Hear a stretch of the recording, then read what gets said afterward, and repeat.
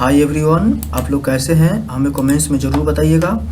आज जो पढ़ेंगे जो भारतीय संविधान की अनुसूचियाँ, भारतीय संविधान की प्रमुख अनुसूचियाँ है, जिसमें अभी तत्काल में अगर कह सकते हैं तो भारतीय संविधान का जो 12 अनुसूचियाँ है, इससे पहले जिस समय में संविधान बना था उस समय में कितनी अनुसूचियाँ थी?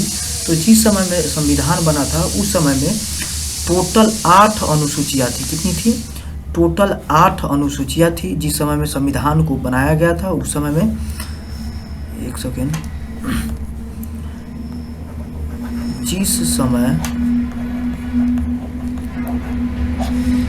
संविधान बना था उस समय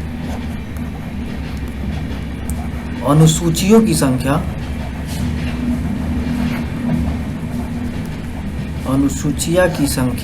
कितनी थी? तो 8 थी। 8 अनुसूचियाँ थी। लेकिन अभी तत्काल जो देखा जाए तो अभी जो चल रहा है वर्तमान समय में अनुसूचियों की संख्या बढ़ करके 12 हो गई है। जिस तरह से भारतीय संविधान तैयार किया गया था उस समय में टोटल 395 अनुच्छेद था। कितना था?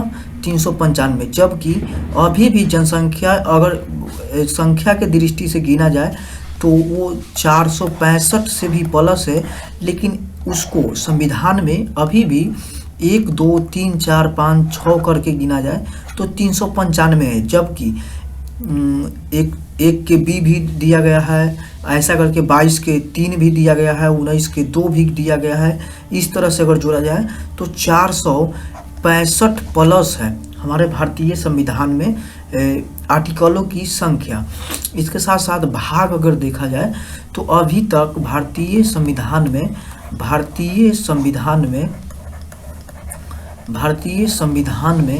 भाग की संख्या 22 है। कितनी है? भारतीय संविधान में भागों की संख्या 22 है। तो शुरू से ही ये 22 भाग है। तो अब देखता हूँ जो किस तरह से अनुसूचियों की हमारी चर्चा है। 8 अनुसूचियाँ को बहुत ही डिटेल से मैं देखूंगा। तो देखते हैं हमारे मूल संविधान में अनुसूचियों की संख्या मात्र 8 थी, किंतु अब बढ़ा करके कितना कर दिया गया है? तो अब 12 कर दिया गया है। अब कितना कर दिया गया है? 12। अनुसूची 1 में क्या कहता है? ये अनुसूची 1 है। ये क्या है? अनुसूची है।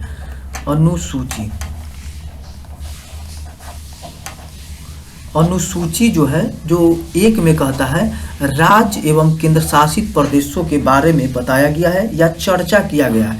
यहाँ पे हम लिख सकते हैं जो चर्चा किया गया है। 1 में क्या कहता है? राज्य और केंद्र शासित प्रदेशों के बारे में चर्चा के बात की गई है।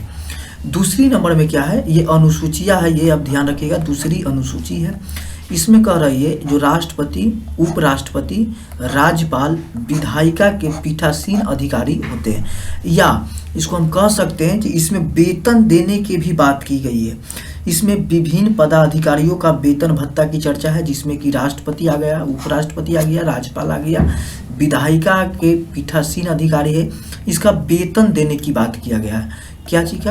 वेतन देने की बात किया। वेतन देने की बात है। वेतन के बारे में हम डिस्कस कर लेता हूँ कि वेतन किसमें को कितना देना है। वेतन जो है, जो किसको कितना देना है, इसके बारे में ज़रा हम देख लेते हैं। तो हमारे भारतीय संविधान में सबसे ज़्यादा अगर किसी को वेतन दी गई है तो ऊपर राष्ट्रपति को दिया जाता है। किसको दिया जाता है? तो राष्ट्रपति के। इसको हम लिख के हम देख लेते हैं जो आपको आसानी से समझ में आ जाए। जरा इसको मैं मिटा लेता हूँ।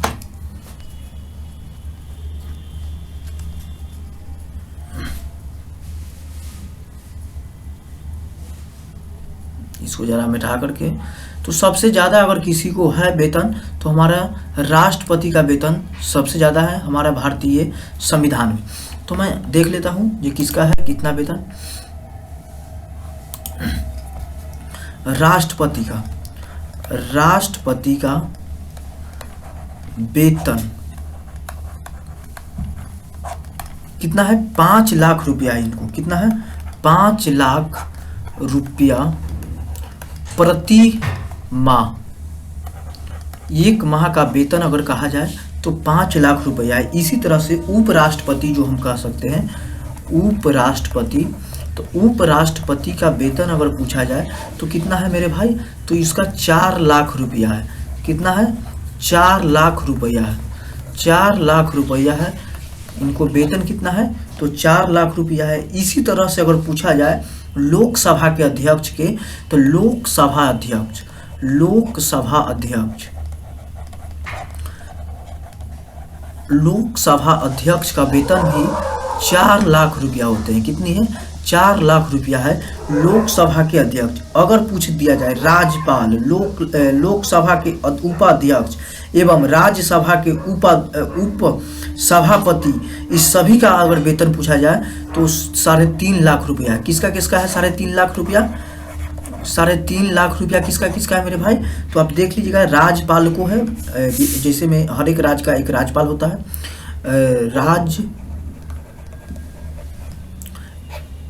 राज्यपाल है। इसके साथ साथ लोकसभा के उप अध्यक्ष है, लोकसभा के उपाध्यक्ष है, लोकसभा के उपाध्यक्ष है। इसके साथ साथ अगर जोड़ा जाए तो राज्यसभा के सभापति भी कह सकते हैं, या उप सभापति, उप सभापति, इस सभी का वेतन कितनी है, तो सभी का 3.5 लाख रुपया है वेतन है। वेतन के तौर पे इनको 3.5 लाख रुपया दी जाती है। कितना दी जाती है, तो 3.5 लाख रुपया दी जाती है।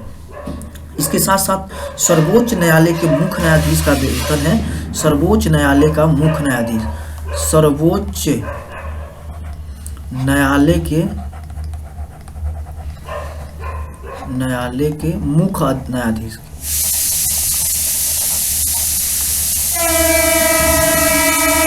मुख्य न्यायाधीश के अगर वेतन देखा जाए तो 2,80,000 के आसपास इनका वेतन है। उसके बाद में सर्वोच्च न्यायालय के अन्य न्यायाधीश के अगर वेतन पूछा जाए, सर्वोच्च न्यायालय के अन्य न्यायाधीश के वेतन पूछा जाए तो 2,50,000, मतलब 2.5 लाख के आसपास इनको वेतन पड़ता है।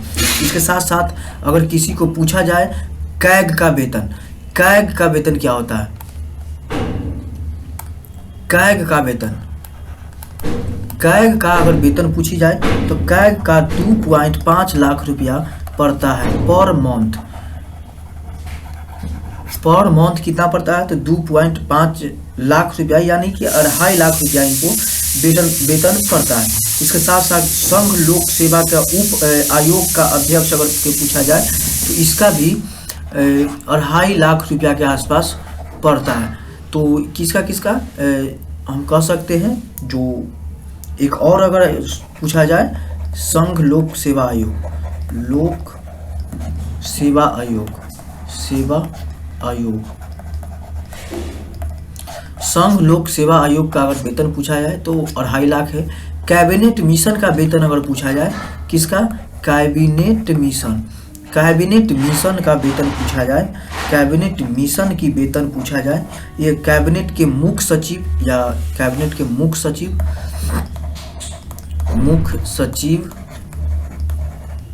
कैबिनेट के मुख्य सचिव के अगर वेतन पूछा जाए तो आपको लिखना होगा 2.50, यानी कि 2.5 लाख रुपया इसका प्रति माह का वेतन है।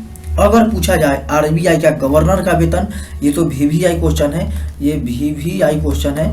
आरबीआई का गवर्नर के, आरबीआई का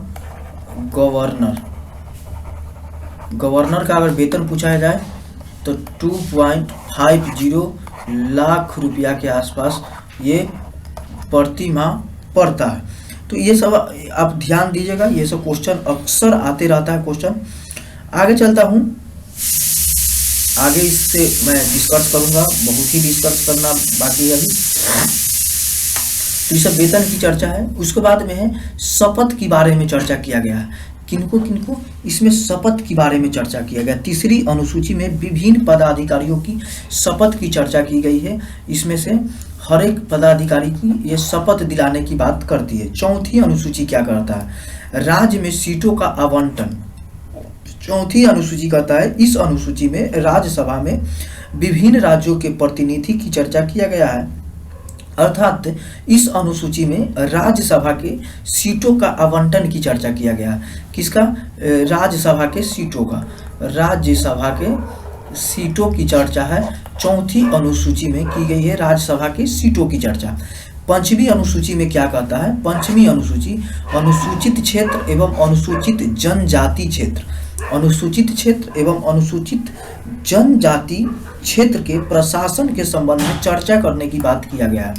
किसका? प्रशासन के संबंध में, प्रशासन के संबंध में चर्चा करने की बात किया गया है।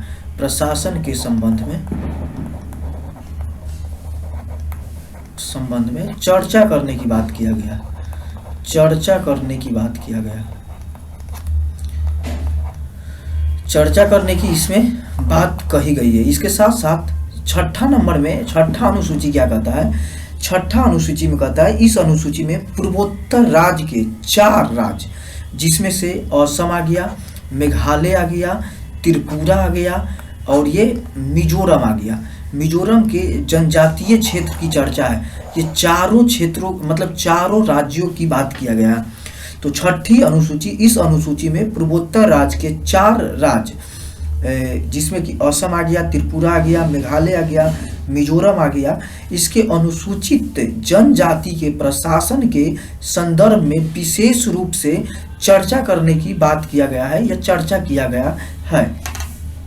7वीं अनुसूची बहुत ही इंपॉर्टेंट है, इससे क्वेश्चन अक्सर आता है। इस अनुसूची में हम कह सकते हैं विभिन्न प्रकार की सूचियों का चर्चा किया गया है। केवल अगर किया जाए विशेष प्रकार के, वो भी ठीक है, विशेष प्रकार के अनुसूचियों की, विशेष प्रकार के अनुसूचियों की चर्चा।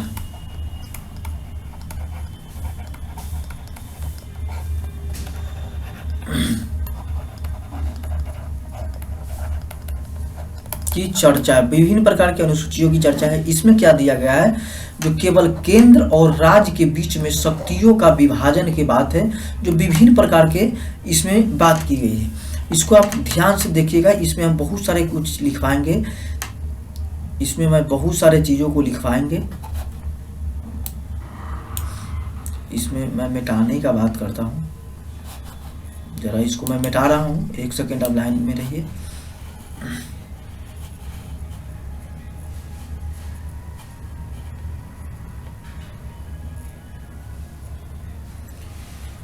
इसमें क्या कही गई है? जो इसमें जो बात किया गया, विभिन्न प्रकार के अनुसूचियों की चर्चा की गई है, जिसमें से 5 या 4 अनुसूची बहुत ही इम्पोर्टेंट है, 4 अनुसूचियों की चर्चा है इसमें, जिसमें से ही 4 अनुसूचियाँ कौन कौन है?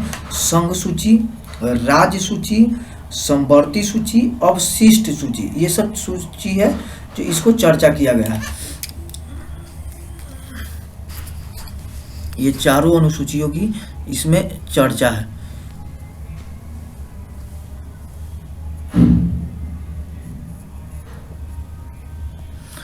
मैं लिखता हूं, जरा इसको आप ध्यान से देखिएगा। 4 अनुसूचियां कौन कौन सी है? 4 अनुसूचियां में फर्स्ट में अगर देखा जाए तो संघ सूची। क्या है? संघ सूची। संघ सूची में केवल केंद्र सरकार, इसमें केंद्र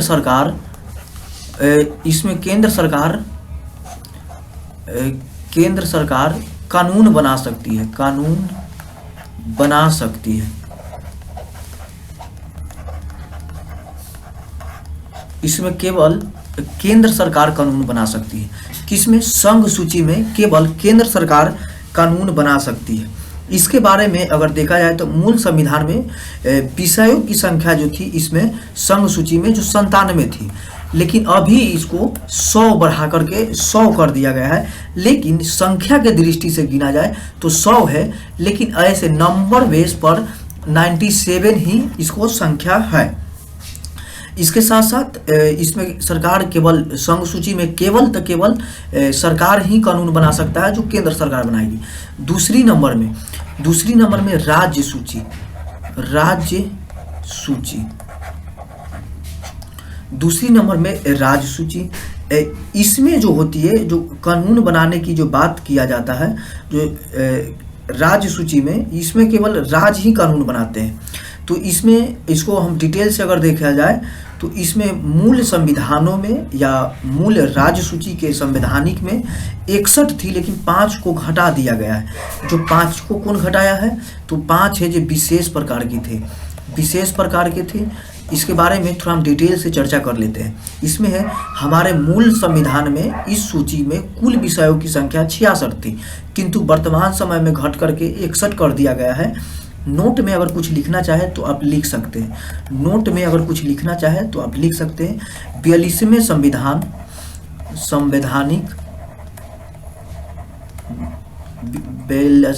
संवैधानिक संशोधन के द्वारा 1976 के द्वारा राज्य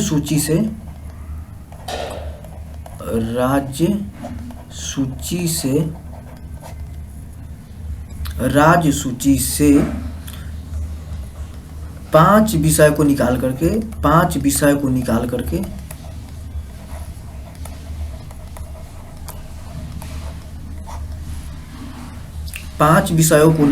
राज्य सूची के विषयों की संख्या घटा करके 61 कर दिया गया है। इसमें से कितना कर दिया है? 61 कर दिया गया है। तो ये कुछ इम्पोर्टेंट्स है जो आप देख सकते हैं। राज्य सूची में 5 कारणों है, कारण राज्य सूची के विषयों की संख्या 61 कर दिया गया है।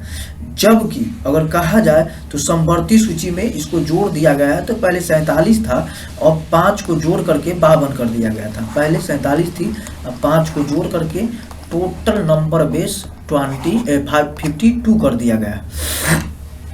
इसके साथ साथ राज्य सूची में हुए विषय पर कानून बनाने का अधिकार राज्य सरकार को ही दिया गया है। इसमें किसको दिया गया है? तो राज्य सरकार को ही दिया गया है।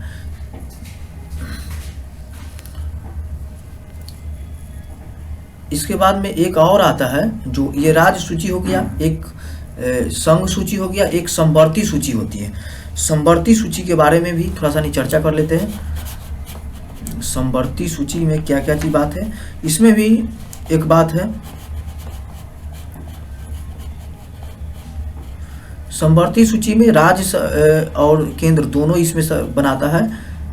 जबकि अगर विवाद हो कोई बात पर तो इसमें छोटा सा लिख देते हैं, छोटा सा लिखते हैं, आप समझिएगा। समवर्ती सूची अगर पूछा जाए, यहाँ पे लिखते हैं, समवर्ती सूची अगर पूछा जाए, समवर्ती सूची अगर पूछा जाए तीसरा नंबर में, तो समवर्ती सूची में 2 बातों को इसमें ख्याल रखिएगा। इसमें क्या गया है, जो इस सूची में हमारे मूल संविधान के विषयों की समवर्ती सूची की में लिए गए हुए हैं, पर कानून बनाने का इसमें अधिकार किसको है? तो इसमें समवर्ती सूची में जो कानून बनाने का अधिकार है ये दोनों का है। जिसमें दोनों कौन कौन आता है? तो राज्य आता है, प्लस में केंद्र सरकार आता है, केंद्र सरकार आता है। राज्य और केंद्र सरकार दोनों इसमें कानून बना सकती है। एक अवशिष्ट सूची आती है। इस सूची में उल्लेखीय विषय पर कानून बनाने का अधिकार केवल केंद्र सरकार को है, और अवशिष्ट सूची में मूल संविधान के विषय की संख्या अज्ञात है और वर्तमान में भी अज्ञात किया गया है। इसमें अज्ञात है, इसमें कोई संख्या नहीं है, अज्ञात है। इन लोग में भी संख्या थी लेकिन इसमें अज्ञात है। इसमें नो डाउट होनी चाहिए आप लोगों को। 8वीं अनुसूची को देखता हूँ, 8वीं अनुसूची क्या कहता है? 8वीं अनुसूची क्या कहती है?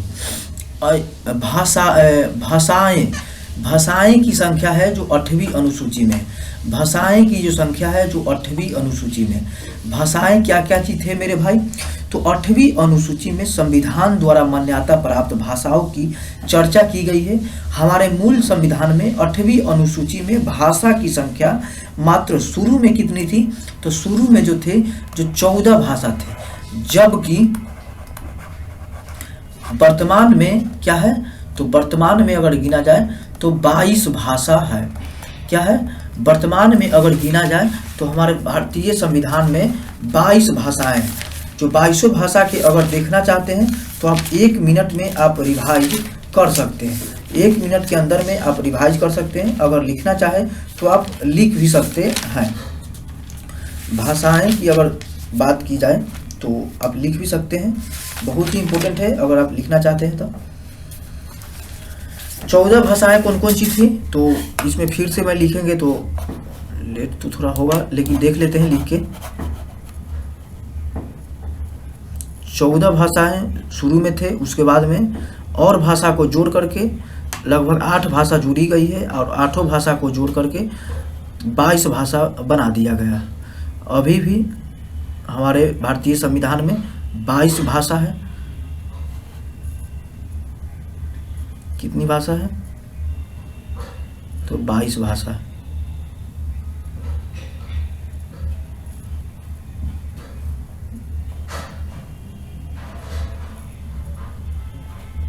टोटल 22 भाषा है। आप लिखना पड़े, आरम्भ कीजिएगा आप। अगर पहले कितनी थी, तो 14 थी। पहले कितनी थी, 14 भाषा थी, और बाद में जो जोड़ी गई थी, जो 1 जोड़ी गई, 3 जोड़ी गई, उसके बाद में 4 जोड़ी गई, तो अब टोटल अगर देखा जाए तो ये 22 भाषा हो गया। तो 14 जो था, जिसमें से हिंदी, बंगला, मराठी, 14 भाषा में हिंदी, बंगला, मराठी, हिंदी, बंगला, मराठी, गुजराती, हिंदी, बंगला, मराठी, गुजराती, पंजाबी, कश्मीरी, पंजाबी, उसके बाद में कश्मीरी, उसके बाद में कन्नड़ आ गया, उसके बाद में असमिया आ गया, करने हैं असमिया, असमिया, ओडिशा, ओडिया जिसे बोलते हैं, ओडिया भाषा उड़ीसा में बोला जाता है। उसके बाद में उर्दू आ गया, उर्दू आ गई। उसके बाद में तामिल आ गया, तामिल आ गया। तामिल के बाद में तेलुगु आ गया, तेलुगु। उसके बाद में संस्कृत, संस्कृत। उसके बाद में एक है मलयालम। क्या है, मलयालम, मलयालम। तो देखिए, तो 14 हो गया या नहीं।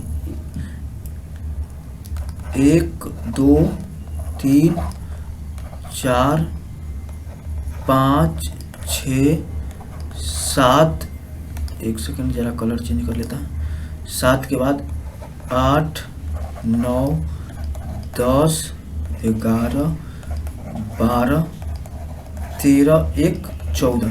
ये 14 भाषाएं जो थे, जो शुरू में हमारा भारतीय संविधान के समय में, जिस समय लिख सकते हैं, जिस समय संविधान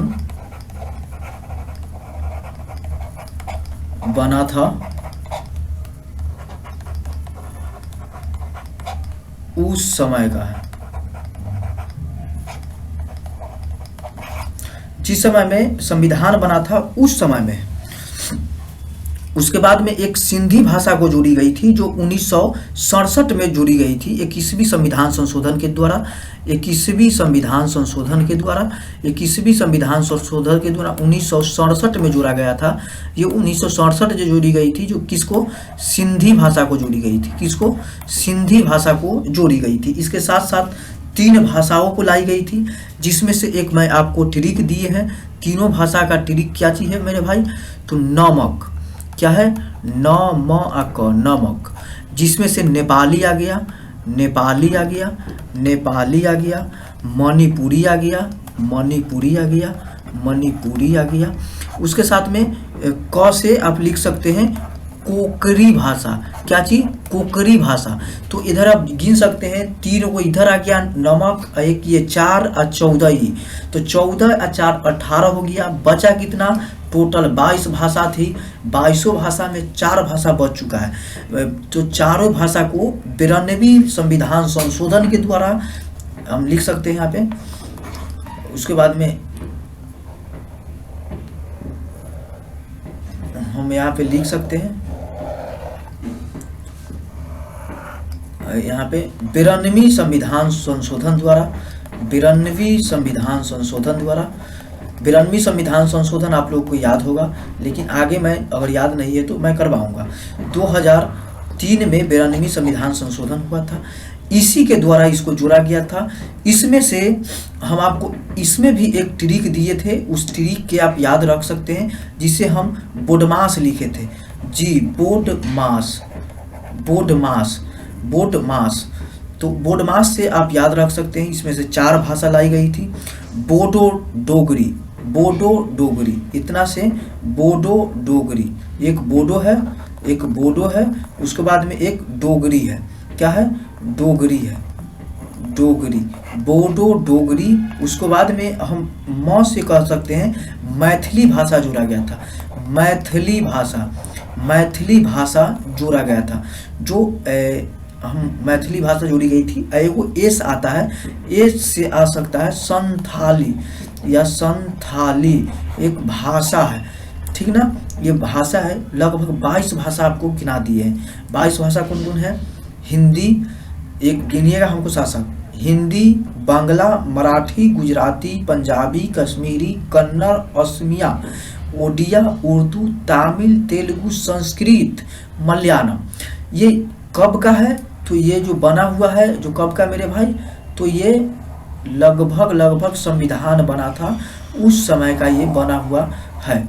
इसके बाद में एक भाषा को जोड़ी गई थी, 21वीं संविधान संशोधन के द्वारा 1967 में जोड़ा गया था। कब जोड़ी गई थी, 1967 में जोड़ी गई थी, जो सिंधी भाषा थी। इसके बाद में 3 भाषा और लाई गई थी, जो नमक हम कह सकते हैं, नेपाली, उसके बाद में नेपाली के साथ साथ नेपाली, मणिपुरी, कोंकणी, ये 71वें संविधान संशोधन के द्वारा लाया गया था, 71 में, जो 1992 में लाई गई थी, 71वें संविधान संशोधन। उसके बाद में 4 भाषा और लाई गई थी 92वें संविधान संशोधन के द्वारा, 2003 में हुई थी, जिसे बोडमास हम कह सकते हैं, बी से बोडो, डी से डोमरी, म से मैथिली और एस से संथाली। ये सभी भाषा को लाई गई थी। तो इतना आपको याद हो जाना चाहिए, हमको उम्मीद से। तो 8 ये भाषाओं की चर्चा थी, जिसमें कि 8वीं अनुसूची में 22 भाषा को आपको मैं डिटेल से बता दिया हूँ। अगर 9वीं अनुसूची की ओर बढ़ता हूँ, तो 9वीं अनुसूची क्या चीज कहता है, क्या चीज, 9वीं अनुसूची, 9वीं अनुसूची में भूमि सुधार या पहला संशोधन 1951 में ही किया गया था।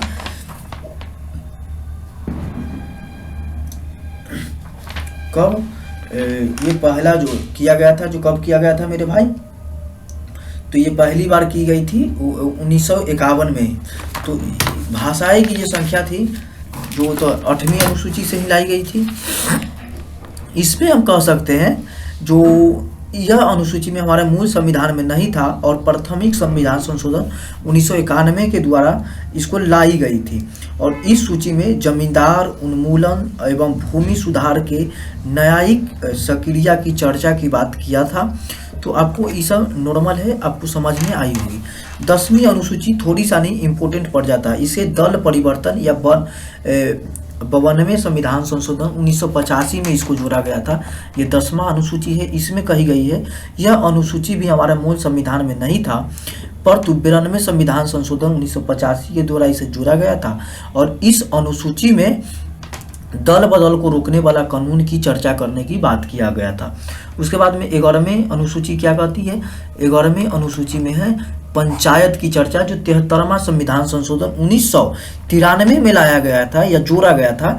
इस अनुसूची में ग्रामीण स्थानीय स्वशासन पंचायती राज की चर्चा के बारे में कही गई है। इसमें पंचायती राज के बारे में बात करती है। इसके साथ साथ आज का एक लास्ट है, ये जो बर्मा अनुसूची, जो भारत के संविधान का अंतिम अनुसूची मानी जाती है अब तक के।